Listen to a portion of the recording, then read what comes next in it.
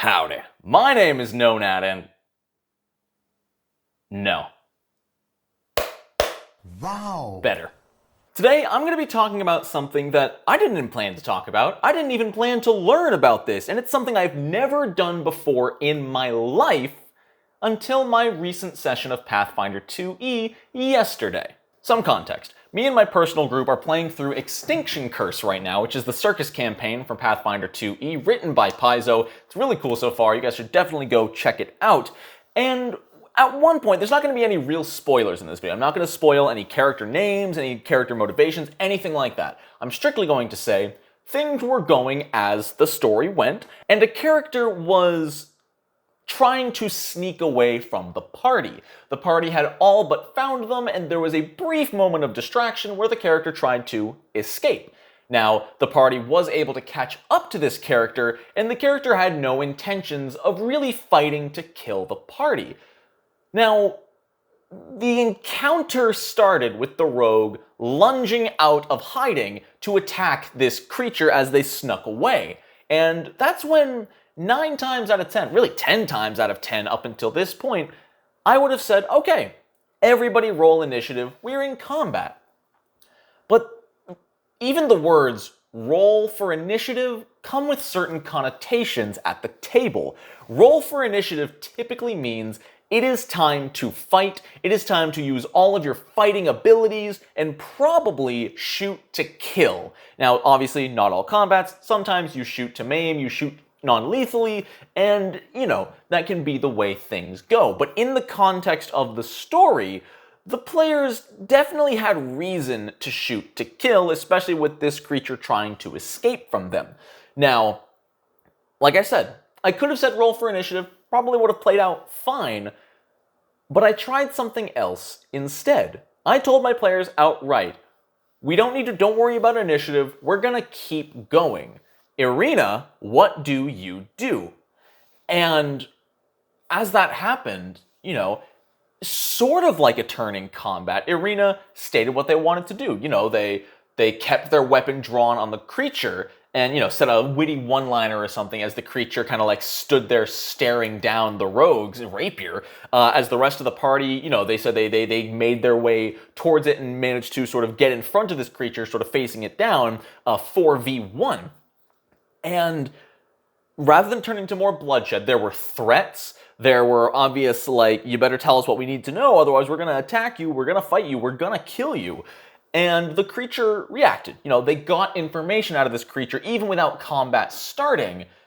But then the creature struck in a way. The creature, I don't think this is a spoiler, the creature casts the entangle spell, which means Vine starts slowing down everyone in the party but the monk who crit succeeded their reflex save because they're a monk. And so they cast that spell and they took off running. And again, I could have said roll for initiative and we'll work this out. Everyone will take their turn. Okay, I use my 3 actions to get out of the entangling roots. I also use 3 actions. And I'm like, that's not going to make for a fun encounter. So we still didn't roll for initiative. And the monk took off following this creature.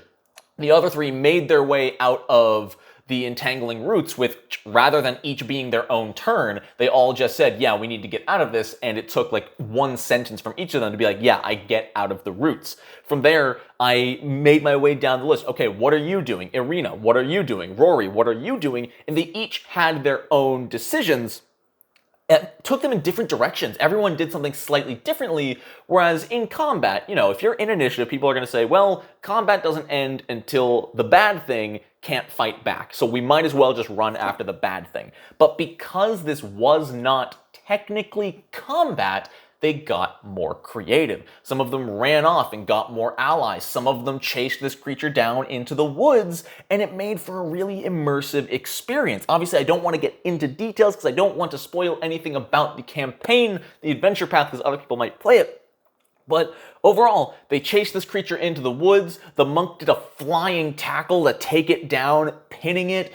Flurry of blowed it. Again, not in combat, not in any kind of initiative. This is just what they wanted to do, and I absolutely allowed it. And I applied multiple attack penalties as if it was a turn. Flurry of blows was still 1 attack at full penalty, 1 attack at 1 penalty. I'm still following the rules, but I'm changing the format. And it kept it moving. It kept it engaging, and everybody felt the rush. Rather than, okay, I take my action.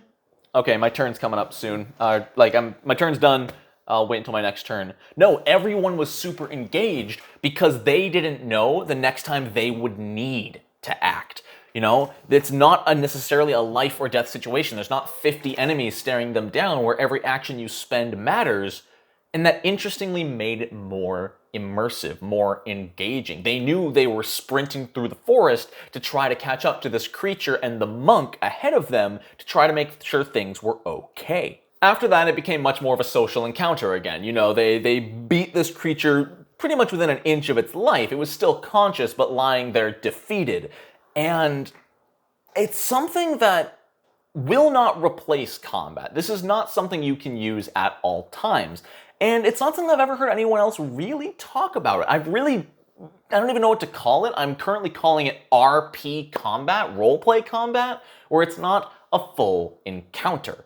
It's still a roleplay encounter where the characters can use their combat abilities. And that, once again, made a nice change of pace. The monk got to use his flurry of blows. He didn't have to worry about measuring his actions or planning his turn or positioning. He was in the moment, so he used flurry of blows. And that made me as a GM so excited, so happy to see this pure combat ability feeling like it was being used for roleplay. And the whole table could feel that. Our sorcerer just cast Dragon Claw and dragged its claws through this creature, and it was just so cool. I haven't said that in a while.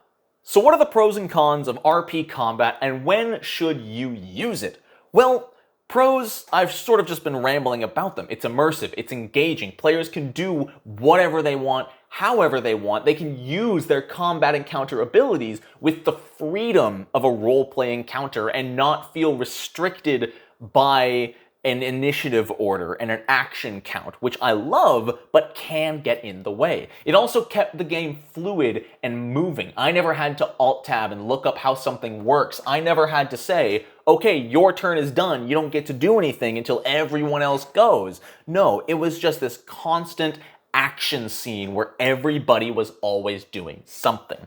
As a GM, it's so exciting, and I get to check in with everybody, see what they're doing. I have this whole vision in my head, and unlike an initiative order where everything seems to sort of happen statically and individually, I got to see it all happen all at the same time, all simultaneously. And that's another thing you can do with RP combat that you can't really do as much with turn-based combat, and that is, when one player is in the middle of doing something, I, as the GM, can ask, would anyone like to do something at the exact same time? Halfway through the monk's flurry of blows, as he was about to strike again, Irina the Rogue stepped up and grabbed his arm and said, enough. Sure, if this was in combat, you can't stop someone's attack, but because it's a role-play encounter, Irina was able to step forward and grab his arm to stop him from hitting the creature again. And it was just this really cool, intimate moment, between characters that I never see in turn-based combat. Now, obviously, everything has cons. If it has pros, it has cons. This is taxing on the GM and is not going to work for every GM.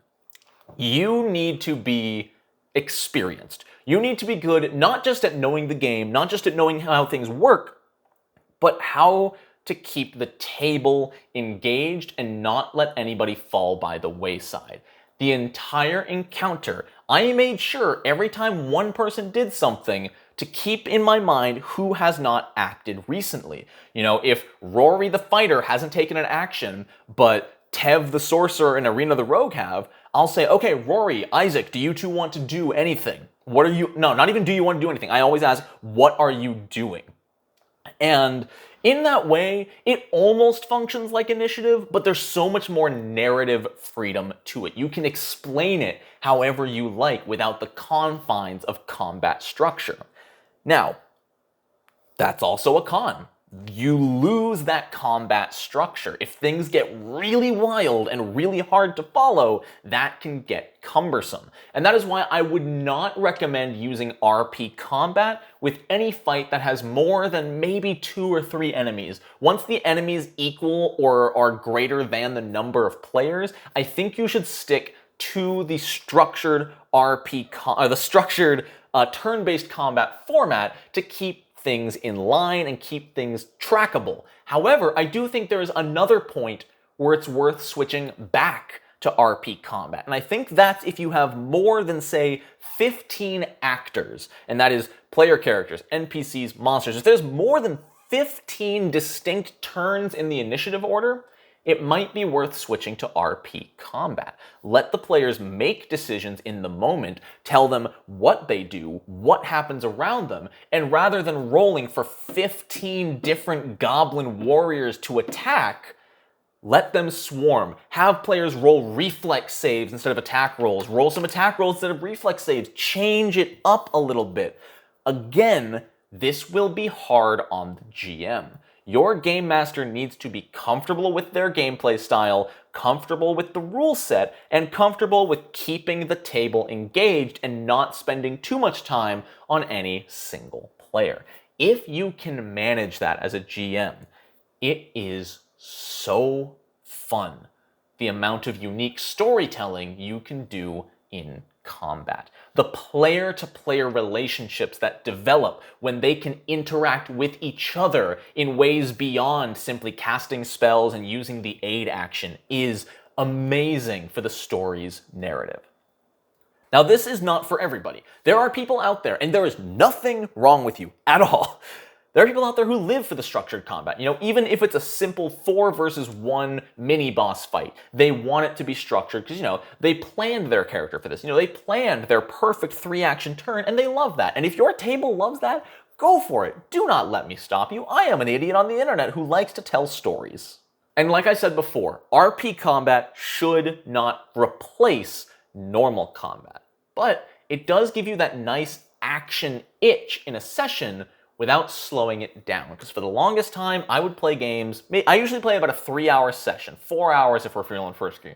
And in the past, it's been like an hour of exploration/roleplay, and then usually about 2 hours of combat. And it was fun, don't get me wrong, it's still fun.